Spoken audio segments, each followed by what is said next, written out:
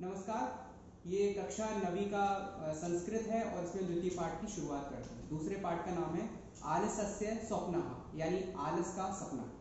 तो पाठ की शुरुआत होती है किसी नगर में एक स्वभाव से ही कृपण ब्राह्मण रहता था। तो वह ब्राह्मण भिक्षा में अर्जित धन से अपना जीवन यापन करता था। कुछ समय के बाद उसे एक भिक्षा में अर्जित सत्तू की प्राप्ति हुई। उस सत्तू से उसने कलश को भर लिया और कलश को भर कर अपने घर में जाकर उसने दीवार पर टांग दिया और उसे देखकर ही बड़े स्वप्न बुनने लगा। स्वभाव से वो कृपण था और आलसी भी था।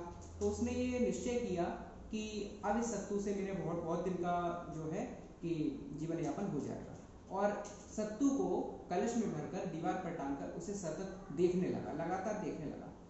रात्रि के समय और यही सोचते सोचते उसे निद्रा आ गई, और निद्रा आने के बाद अर्ध निद्रा की अवस्था में उसने सोचा कि सत्तू से मैं 2 बकरियां खरीदूंगा। जब ऐसा समय आ जाएगा कि पूरे नगर में अकाल पड़ जाएगा और किसी के पास खाने के लिए कुछ नहीं होगा, आगे जाके ऐसी स्थिति हो जाएगी, मैं उस समय का इंतजार करूंगा और जाके 2 बकरियां खरीदूंगा। इस सत्तू को बेचकर अच्छी मात्रा में अच्छे धन में बेच जाएगा, और उसके बाद 6 महीने के बाद वो बकरियां बहुत सारे बच्चे देंगी, और उन बच्चों को बेचने के बाद मैं बहुत सारी गायें खरीद लूँगा, और उन गायों से बहुत सारी गायें प्राप्त होंगी, और उसके बाद मैं उनसे भैंसें खरीद लूँगा, और भैंसें खरीदने के बाद कुछ समय बाद उनसे मैं घोड़े खरीद लूँगा। अब वो ये सारा की सारा क्रियाकलाप मन में ऐसे चिंतन कर रहा है कि मानो ये सब कुछ होता ही जा रहा है, मतलब वो ख्वाब बुन रहा है।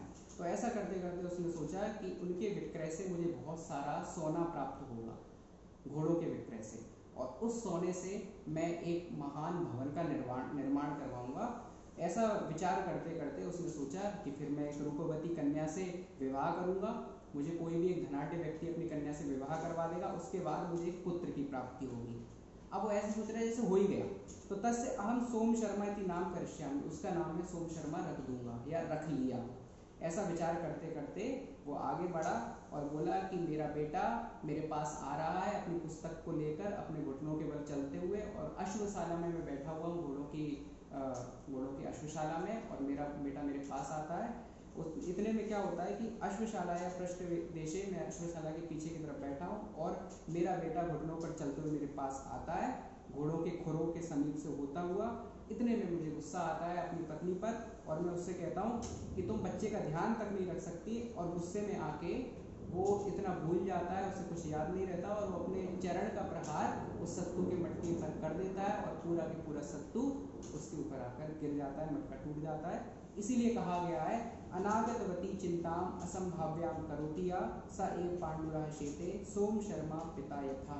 जो कार्य को त्याग कर अनावश्यक चिंतन करता है वो सोम शर्मा के पिता की भांति सत्तू के रंग से पीला हो जाता है। इस प्रकार ये पाठ संपूर्ण होता है। धन्यवाद।